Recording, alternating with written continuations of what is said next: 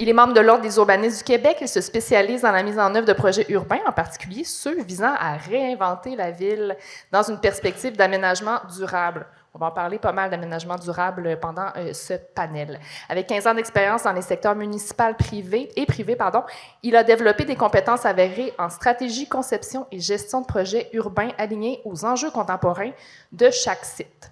Actuellement, chez Edifica, M. Blouin partage la direction de l'équipe d'urbanisme et supervise un large éventail de projets à différentes échelles, dont un projet dont on parle pas mal aujourd'hui.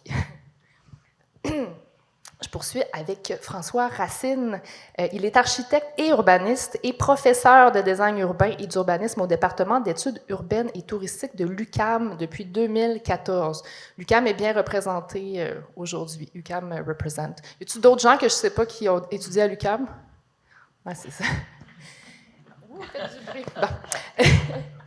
Il a publié en 2022, à titre de directeur scientifique, le livre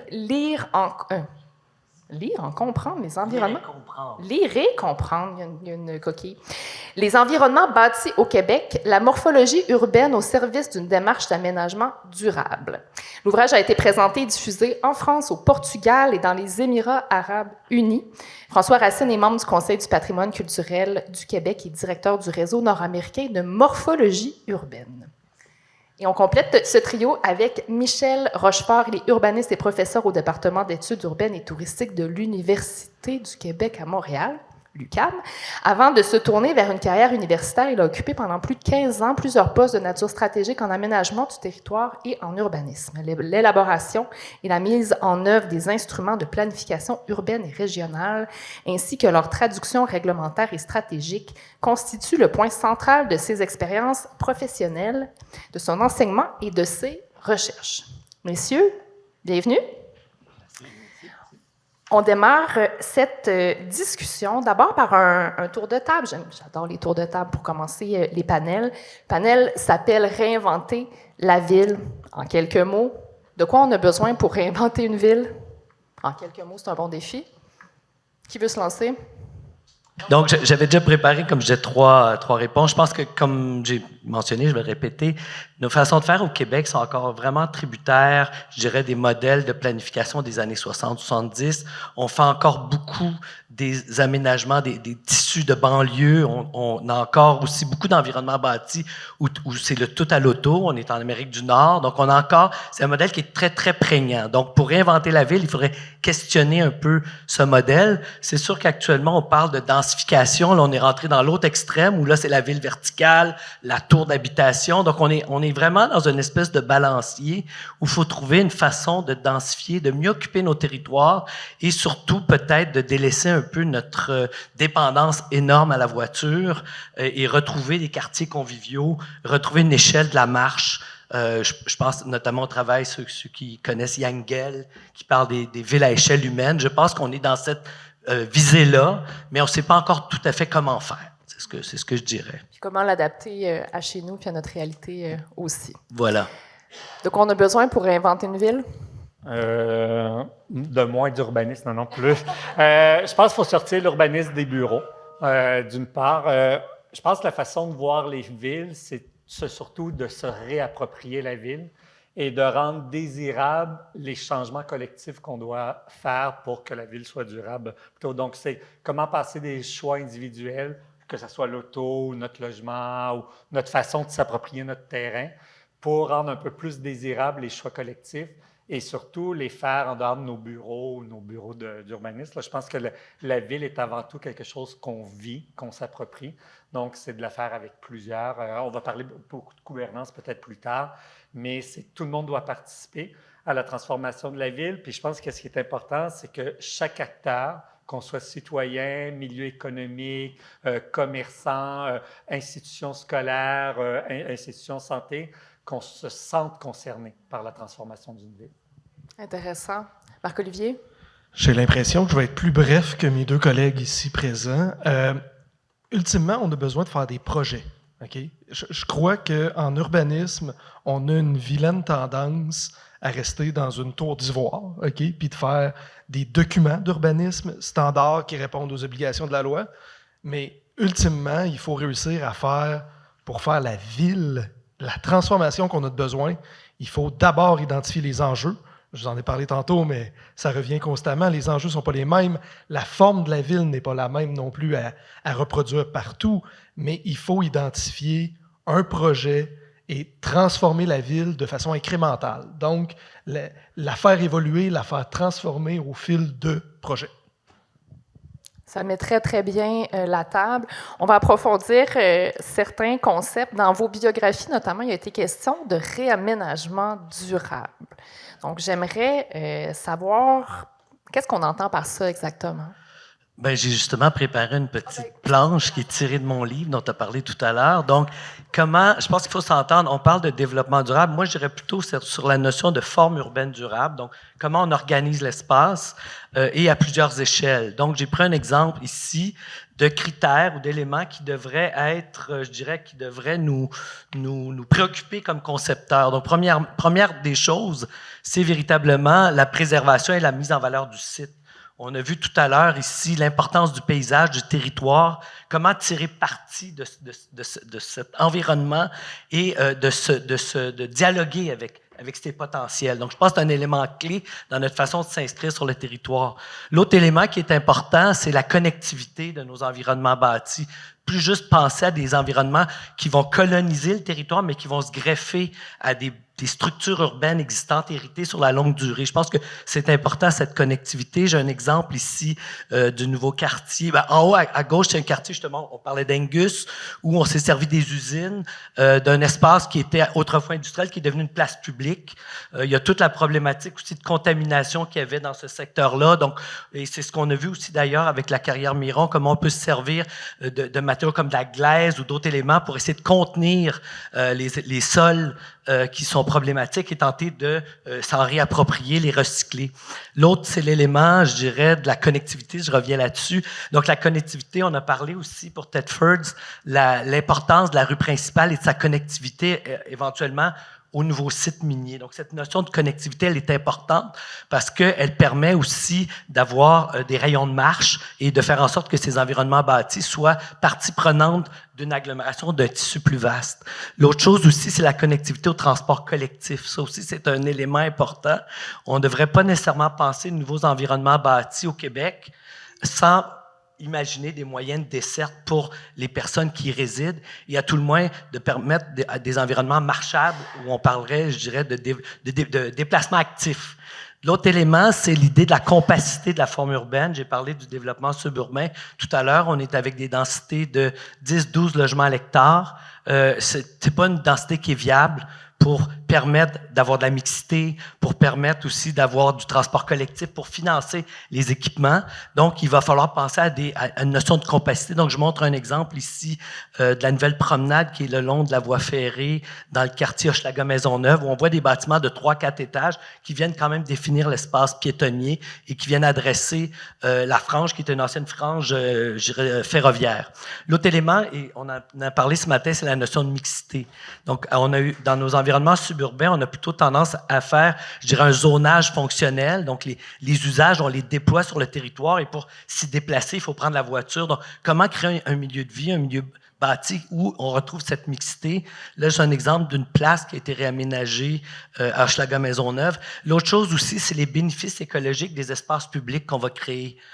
J'ai beaucoup aimé la présentation précédente où c'était un lieu, je veux dire, où on mettait nos ordures. C'est peut-être le lieu le plus dévalorisé socialement ou spatialement possible. Et comment on va servir certains bénéfices et de revoir ce grand vide dans la ville et reconnecter pour en faire un parc. Donc ici aussi, nos parcs, c'est des éléments où on peut ramener, je dirais, lutter contre les îlots de chaleur, créer des lieux aussi qui gèrent la question de l'eau, qui gèrent aussi la question de la présence végétale dans la ville. Donc ça, c'est des éléments vraiment importants. Donc ça, je dirais, c'est à l'échelle du quartier. Donc je le réponds. Maintenant, à l'échelle de l'implantation des bâtiments, pour Angus, on a parlé aussi ce matin comment les ressources du site peuvent être mises en opération. Donc ça, c'est un exemple de la boucle énergétique, la coupe en haut à gauche, où il y a de la géothermie, où il y a des éléments de transfert de chaleur et de température fraîche au sein même des ensembles d'habitation. L'utilisation aussi de panneaux solaires, de l'électricité. Donc, il y a toute cette façon de tenir compte à l'échelle des bâtiments et de leur implantation, des ressources qui sont données par la nature et qui nous permettent de s'inscrire en continuité avec tout ça. J'en profite pour vous dire que demain, on a un panel qui va traiter des questions d'énergie, justement. Donc, on pourra aborder ces enjeux-là avec un petit peu plus de détails aussi. Je vous laisse continuer. Bien, l'autre chose, c'est d'avoir une densité habitable. J'ai parlé tout à l'heure de cette densification qu'on a. On a des secteurs pavillonnaires du 12 logements à l'hectare. On met des tours d'habitation à 100 logements par hectare. On a des problèmes d'acceptabilité sociale et des problèmes de paysage. Donc, comment essayer de trouver une échelle intermédiaire de densification où on peut avoir un logement un peu plus dense, mais des qualités d'espace extérieur. Donc, j'ai pris un exemple de la Jenkins, qui est à la Chine, qui est aussi construit sur un ancien site industriel où on a des maisons rangées qui nous permettent d'atteindre des seuils de 40-45 logements à l'hectare et qui sont tout à fait habitables, je veux dire, qui gardent certaines qualités de notre pavillonnaire, entre guillemets. L'autre élément, c'est la qualité des déplacements, c'est-à-dire qu'on peut faire un peu de densité, il faut voir comment on se promène dans ces espaces-là, donc que l'espace piétonnier soit agréable. Je monte un trottoir où il y a de l'ombre, où il y a de la verdure, donc on a envie de se balader. Avant de prendre sa voiture, on dit pourquoi prendre la voiture, me mettre à la climatisation ou mettre la chaufferette à fond, quand je peux avoir un environnement qui est protégé du vent, qui a une qualité aussi. L'autre élément, c'est, que je me rappelle, aussi la convivialité des espaces libres. Comment on a envie de se retrouver dans des lieux publics et aussi l'identité que ça peut avoir à l'échelle de notre quartier. J'achève la réponse. L'autre, c'est peut-être à l'échelle de l'architecture. Je m'étais préparé, hein, j'avais des choses. L'autre, c'est l'élément à l'échelle de l'architecture. Comment construire avec des matériaux durables? On sait qu'on a la question du bois au Québec qui est facilement d'accès, qui est facile à mettre en œuvre. Donc, comme le bois aussi permet d'éviter les ponts thermiques. Donc, il y a un élément de durabilité aussi au niveau des déchets, au niveau des déchets de chantier. Il y a tous des éléments qui perdurent en fait dans le temps. Et l'autre, c'est un exemple à Fribourg qui est les mesures d'efficacité énergétique. Je sais que le gouvernement Hydro-Québec là est parti sur l'idée des panneaux solaires, que chaque individu gère son électricité avec son auto électrique, pourrait éventuellement le gérer à l'échelle de sa maison avec cette présence de nos toitures qui absorbent le soleil, qui absorbent le temps et qui est un passif. Et avant de penser de faire de nouvelles centrales hydroélectriques, on a ce potentiel-là. Donc voilà des différentes échelles qui nous permettraient d'avoir une vision durable de l'aménagement.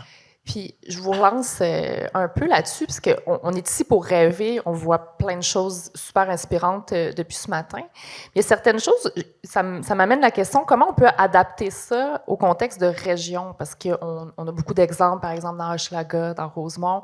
Mais en région, comment ces choses-là peuvent se décliner concrètement? Tu sais, je pense notamment à la question du transport collectif, à la question de la compacité, un mot que j'ai appris aujourd'hui d'ailleurs. C'est pas la même réalité là, en région. Pour être durable, pas besoin de prendre notre transport collectif. Là. En région, quand on parle de mobilité durable, on parle surtout de mixité des fonctions. Je pense pour être durable, c'est de prendre moins la voiture. On ne pourra pas s'empêcher de prendre la voiture. Mais si on habite plus proche des commerces, plus proche des écoles, si on diminue déjà 2 fois moins la voiture, c'est déjà plus durable. La même chose dont on parlait, c'est agréable de marcher. Souvent, dans nos villes de région, on n'a pas de trottoir. Mais peut-être qu'il n'en faut pas, c'est peut-être les rues à diminuer la vitesse, c'est peut-être partager les rues autrement, faire du marquage au sol, ça ne coûte pas grand-chose de venir mettre de la peinture dans les rues. Tu sais, c'est aussi adapter l'objectif aux moyens. L'objectif, ce n'est pas diminuer la voiture. L'objectif, c'est d'être plus durable dans nos déplacements. Donc, c'est toujours adapter le moyen à l'objectif, selon moi. Puis en plus, il me semble que en plus, dans le contexte de Thetford, je m'excuse, il y a une occasion en or là, de réfléchir ces choses-là dans un ensemble. Puis on parle beaucoup aussi de réappropriation. On entend ça depuis ce matin. On parle d'acceptabilité sociale, on parle de participation, mais on parle de se réapproprier aussi ces territoires-là. Qu'est-ce que ça veut dire exactement, la réappropriation? Bien, la réappropriation, ultimement, c'est de réintervenir sur un territoire qui a déjà été intervenu. Puis, dans le sens de réinventer la ville, le réaménagement durable qu'on peut faire, c'est de mieux utiliser l'espace. Puis, mieux utiliser l'espace, ça peut être effectivement être dans une ville de plus grande proximité, mais ça peut être de tout type. Ça peut être juste de rationaliser un petit peu plus l'utilisation de l'espace. Puis On ne se le cachera pas, nos villes qui ont été développées après-guerre ont été développées autour de l'automobile, puis l'automobile consomme souvent plus de place que les logements dans les villes. Puis, ultimement, c'est paradoxal de se dire qu'un véhicule doit occuper plus d'espace que les humains dans un même milieu. Fait que, ultimement, le but, là, c'est de réussir, si on veut faire un réaménagement durable, c'est pas nécessairement d'arriver automatiquement avec la finalité. Ultimement, c'est pas la finalité. Une ville, ça se reconstruit constamment sur elle-même, puis ça se développe au fil des siècles, ça se développe de façon incrémentale. Ben là, ça serait, si on veut faire un développement plus durable, de cheminer vers cette future ville-là et de l'optimiser, ultimement. On est ici pour rêver, on le disait un peu plus tôt. Les dernières tendances en matière d'aménagement, en matière d'urbanisme, Michel, je vous passe le crachoir. Ah, non, ben oui, si vous voulez. Vous voulez oui, pas? oui, c'est Vous n'êtes pas obligé. Je vais rien d'en parler une, puisqu'on a beaucoup parlé de forme. On oublie aussi les gens. Il faut parler aussi de mixité sociale, mixité d'âge. On a une population vieillissante. Puis on va aller chercher les jeunes. Donc, on va aller chercher. Faut être durable, c'est aussi s'adresser à une multitude de populations, de générations. Et s'approprier la ville, c'est aussi faire en sorte, pour reprendre la professeure, c'est que tout le monde se l'approprie. Dans la tendance on va peut-être parler de cadre bâti, mais moi, il y a une tendance qui est très forte et qui va être importante, peut-être plus pour Thetford. Donc, je serais porté à... C'est comme Valleyfield. Moi, je viens de Valleyfield, puis il y a Valleyfield et Valleyfield, dépendamment dans quel quartier. Il y a deux façons de prononcer. Sans le D, Valleyfield? Oui, c'est ça, Okay. Valleyfield, sans le D. C'est bon à savoir si jamais j'anime un congrès à Valleyfield. C'est ça, pas de prononcer le D. La gestion du temps en aménagement. Vous avez un site à Thetford qui va être... On parle, Angus, déjà, on est dans un quartier urbain où il y a une pression énorme de développement. On est à un horizon de 30 ans. Il n'y a pas d'énormément de pression de développement à Thetford. Il y a un potentiel, mais ça va être un potentiel qui va s'exploiter en fonction de, un, la solution qu'on va trouver pour l'amiante, et deux, qui va s'accélérer en fonction de... Donc, il y a la notion du temps, et la gestion du temps est importante maintenant. Donc, on parle beaucoup d'urbanisme transitoire, urbanisme temporaire. Donc, comment on occupe le territoire temporairement? Donc, on a des bâtiments. Donc, il faut oublier de penser qu'on va trouver l'usage du premier coup à ces bâtiments. Donc, on a des grands bâtiments, on va tester des choses. Le fait de tester des choses n'est pas inscrit dans la réglementation d'urbanisme. La réglementation d'urbanisme fonctionne avec des usages. On vous dit que vous devez faire du résidentiel. Ah bien là, ça ne marche pas, on veut faire du commercial. Il faut changer le règlement. Ah bien là, ça ne marche pas, on veut faire du loisir. Il faut mettre ça de côté. Comment on gère le temporaire? Donc ça va être important, surtout de ne pas penser uniquement par phase. On ne peut pas découper le site uniquement par phase. On parlait de paysage tout à l'heure. Si je développe une phase, c'est que je veux la rendre, là je vais reprendre toujours le mot désirable, je veux la rendre désirable au développement. Mais si ce que je vois autour reste là pour la phase 2, 3, 4, bien, ça ne va pas être désirable. Ce que je vais voir, ça va être un paysage qui est peut-être moins approprié. Et je pense qu'il faut penser la notion de temps et de rapprocher sur différents exemples. Je vais donner juste un exemple de comment on peut détourner quelque chose. On a vu la mise en lumière du parc Frédéric Bach. La tradition du plan lumière nous arrive des années 80, mais on l'utilise beaucoup, Forêt Lumina. C'est beau, on a mis la chose, mais dans le fond, à la base, ça n'a même pas démarré de là. Ceux qui ont mis à la base la notion de plan lumière, quand c'est sorti dans les revues d'architecture urbaniste, donc dans le fond, ça vient de Nantes, où ils voulaient développer un nouveau quartier. Et en face de Nantes, il y avait le port de Saint-Nazaire. Quelque chose complètement industriel que personne ne voulait voir.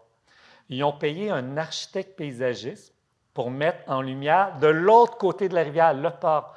On fait une mise en lumière de quelque chose et, ah tiens, c'est beau. Mais c'est pas beau, c'est la même chose, c'est la perception. Et on est venu développer le quartier. Donc, c'était une notion économique. Mais ça va être un peu la même chose, comment on gère le proche, le lointain, et comment on gère dans le temps et comment on le permet. La difficulté de changer les usages, là, on a vu des grands bâtiments, puis on en parlait à la table, on fait quoi avec ça? Mais c'est une vraie question, parce que si je bloque un usage, mais il ne marche pas, et qu'à tous les 6 mois, je suis obligé de changer ma réglementation, bien, ça ne fonctionne pas tout simplement. Ça va engorger la machine municipale pour absolument rien. Donc, comment on contourne ça? il y a plein de trucs. Il y a des exemples dans le monde qui sortent, puis on peut le faire ici. Québec, il y a un pouvoir à part de Québec, tout ça, mais la notion d'urbanisme transitoire commence à ancrer, mais il faut contourner des fois un peu la loi. Il faut aller trouver des petites passe-droits pour le faire, mais ou demander des changements législatifs. Québec, la Ville de Québec a notamment un outil qui leur permet de donner, pour ceux qui connaissent un PPC-moi ici, mais un PPC-moi, c'est un outil urbaniste. Mais à Québec, ils sont allés négocier que pour 5 ans, ils ne sont pas obligés de préciser l'usage. Donc, tu donnes un permis d'occupation, mais assez large pour qu'on puisse tester un café, tester un bureau, tester un coworking. Et un coup que tu fixes ça, tu le fais. À Montréal, il y a eu les occupations transitoires de la Cité des Hospitalières, que c'est plutôt la Ville qui reçoit ça, puis elle joue sur les limites de ce qui est permis pour occuper. Le seul problème qu'on a au Québec, c'est de ne pas oublier le service d'incendie. C'est eux qui vont vous dire que c'est permis ou pas, au-delà des règlements d'urbanisme.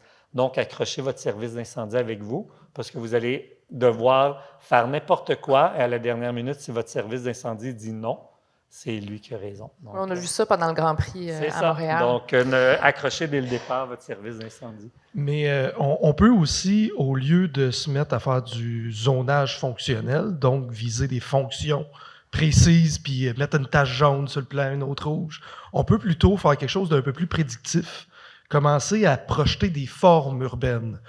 Ça, les règlements actuels le permettent. Les modalités le permettent. C'est pas complètement très bien encore arrimé. Là, il y a des villes qui l'ont essayé, comme la ville de Laval, etc., puis ils ont été obligés de se buter un petit peu quand même à des limites légales.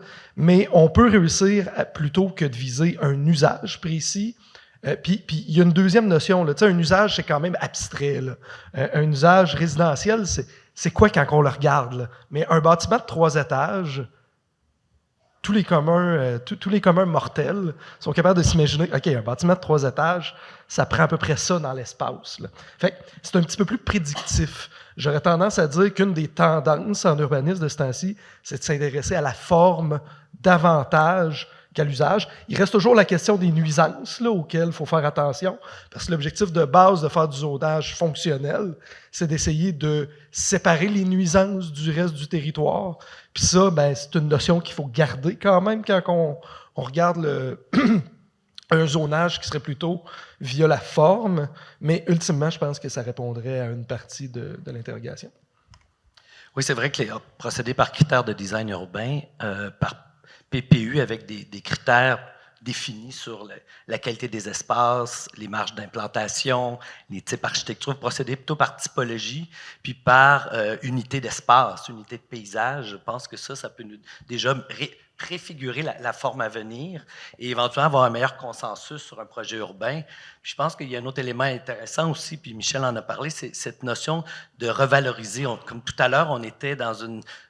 même les shoppingus, au tout début, c'était un secteur complètement délaissé, contaminé. Carrière-Miron aussi. Ici, on a un paysage qui est magnifique. Il y a des problématiques d'interface avec la fibre de l'amiante. Donc, comment switcher puis créer une valorisation, créer, je ne sais pas, une montagne. À Montréal, à Montréal, il y a la montagne. Est-ce qu'il n'y a pas cette notion de montagne et de lac et de paysage qui permettrait déjà de faire que ce lieu-là devienne valorisé? Puis avec la valorisation, il y a un phénomène foncier. Les humains mettent de la valeur sur la qualité spatiale, sur la qualité paysagère.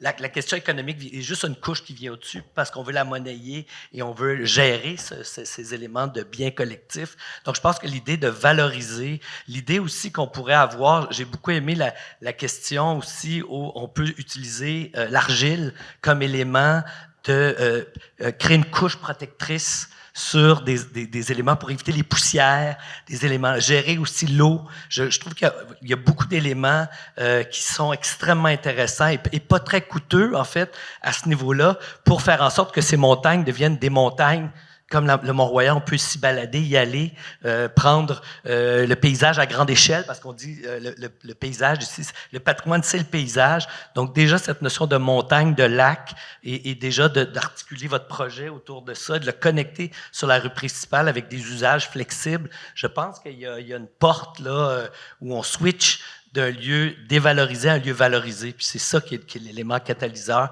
Puis c'est ça, vous avez tout le potentiel, à mon avis, pour le faire.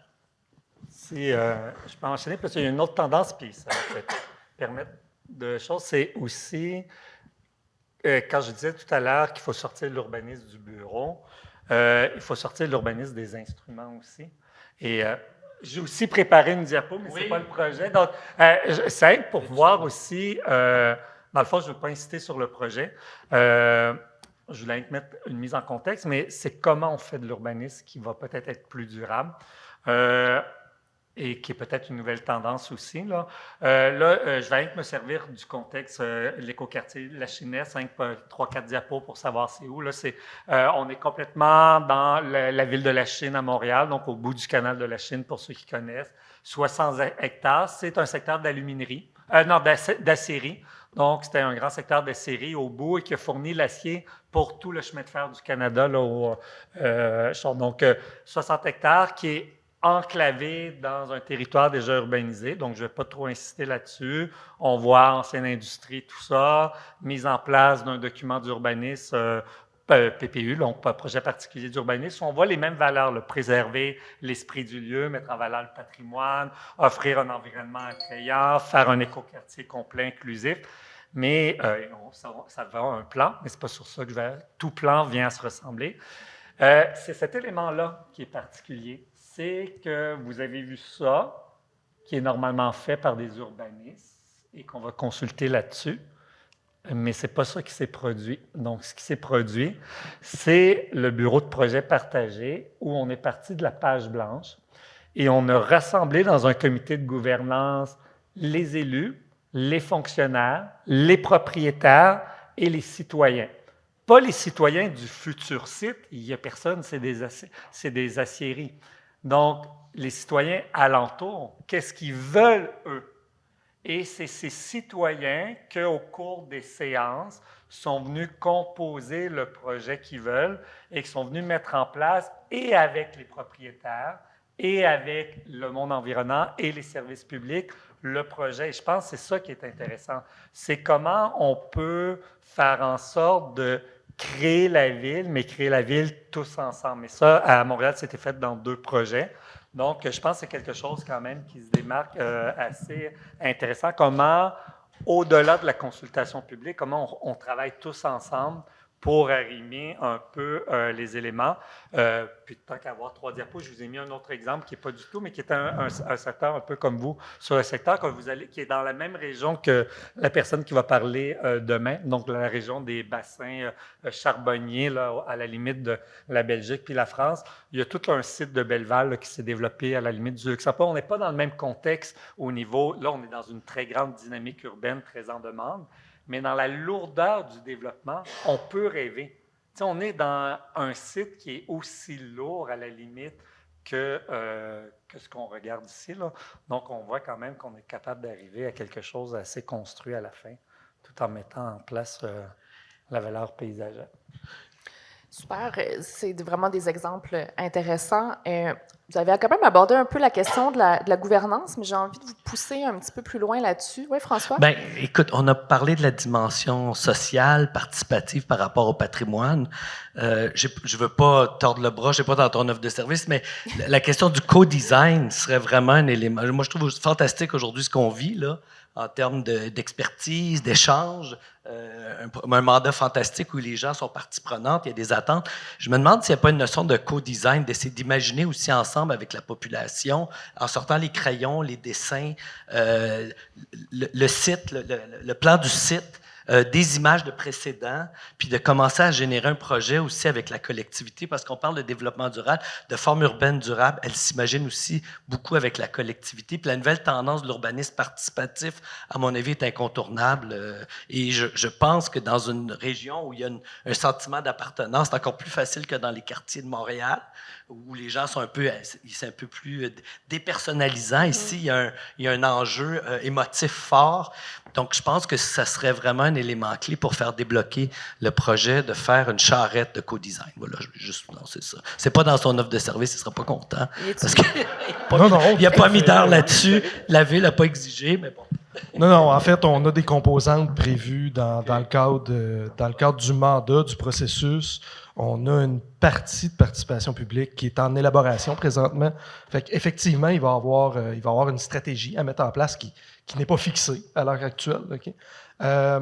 Mais je trouve quand même très intéressant toutes les notions qui sont amenées ici aujourd'hui parce qu'il y a quelque chose à former qui n'est pas que le plan directeur final. Okay? Il y a quelque chose qui me reste de nos discussions qui est il va falloir penser à l'occupation intérimaire du site.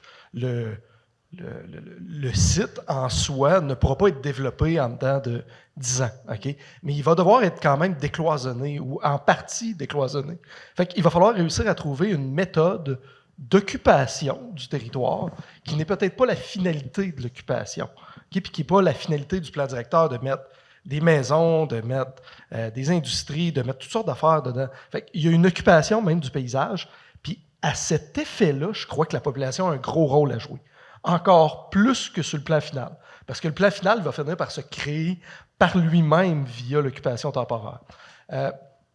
Fait que j'ai l'impression qu'il y a quelque chose ici là, qu'il va falloir qu'on porte une attention collectivement, okay? Parce que le plan directeur, ultimement, on ne le fait pas seul, hein? On le fait avec les partenaires du milieu. Il va falloir vraiment porter une attention à ce souci d'être capable de mettre en place quelque chose d'ambitieux, mais qui peut-être pas se phase comme une phase finie, mais qui évolue aussi vers un pan de ville, un tissu urbain complet. Il n'y a pas Asbestos, où il y a déjà un peu des événements, une journée de type où on pique-nique carrément dans le site minier.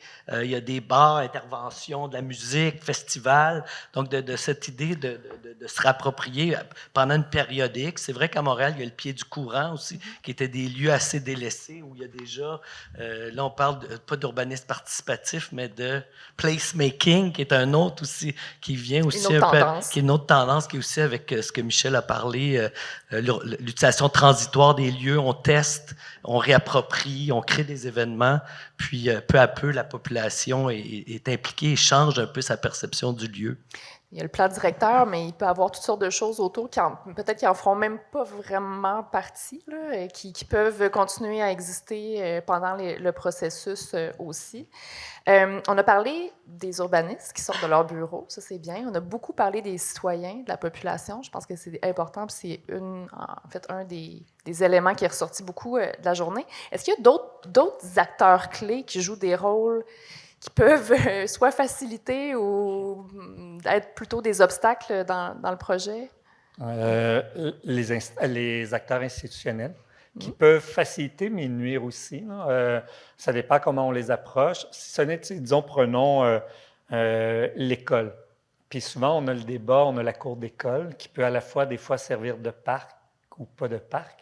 Mais l'école, elle peut être un bon joueur comme un mauvais joueur, la même chose d'Hydro-Québec. Je pense que c'est de s'asseoir avec les acteurs et, dans le fond, voir aussi qui vont être nos aidants et qui vont être les personnes à plus convaincre. Je pense que les institutions sont importantes à avoir, mais sont pas toujours dans le fond, ce n'est pas toujours nos meilleurs amis non plus. On parlait du CNCP, donc on sait que le CNCP n'est jamais un bon joueur. C'est toujours compliqué. Méchant, ce sont les méchants. Hydro-Québec, c'est un entre les deux. Je ne me ferai peut-être pas d'amis ici. Là. Oui, puis on a quelqu'un d'Hydro-Québec demain. Les commissions scolaires, c'est... on ne sait pas. C'est ça. Donc, après, je pense que c'est toujours par rapport à notre milieu de bien connaître nos acteurs. Je pense qu'il faut connaître nos acteurs Et il faut connaître ceux qu'on doit convaincre, puis ceux qui vont nous aider à convaincre les autres. Dans mon jargon d'affaires publiques, on appelle ça faire une cartographie des acteurs clés. Ouais. Et là, on les classe. Sont-ils gentils? Sont-ils C'est ça. méchants? Est-ce qu'ils nous aident ou ils nous nuisent, etc. Rapidement, comme ça, clairement, il y a un acteur clé qui est le propriétaire. OK? C'est le premier qui peut te mettre une embûche. Là. Je veux dire, s'il ne veut rien savoir, ce qui n'est pas le cas ici, en passant, le propriétaire est dans le coup. Là. Il veut voir un redéveloppement, il veut agir, puis même, il participe activement. Mais ça serait le premier acteur qui me vient en tête. Là. Le propriétaire, il a quand même un droit de propriété. Hein? Okay? Fait qu'il, s'il n'est pas partant, il n'y a rien qui avance. Là. Bien, on a vu avec la présentation de M. Iaccarini où il y avait le CP, qui avait la maîtrise foncière, qui dépendait des changements de zonage pour faire son développement. Donc, il y avait un peu le carotte et le bâton. Et qu'il y a un organisme, je dirais une société d'économie mixte qui est arrivé à prendre possession du foncier, la moitié. Et là, il y a vraiment un projet. Donc ça, je trouve qu'il y a un élément de mise en œuvre qui est une belle leçon là, par rapport à ici, là, la dimension foncière, puis comment la ville ou certains terrains pourraient être du côté public, basculer du côté public. Ça, je pense qu'il y a un élément important d'enjeu fondamental. Puis le projet d'Angus nous montre la voie, je trouve, là, à ce niveau-là.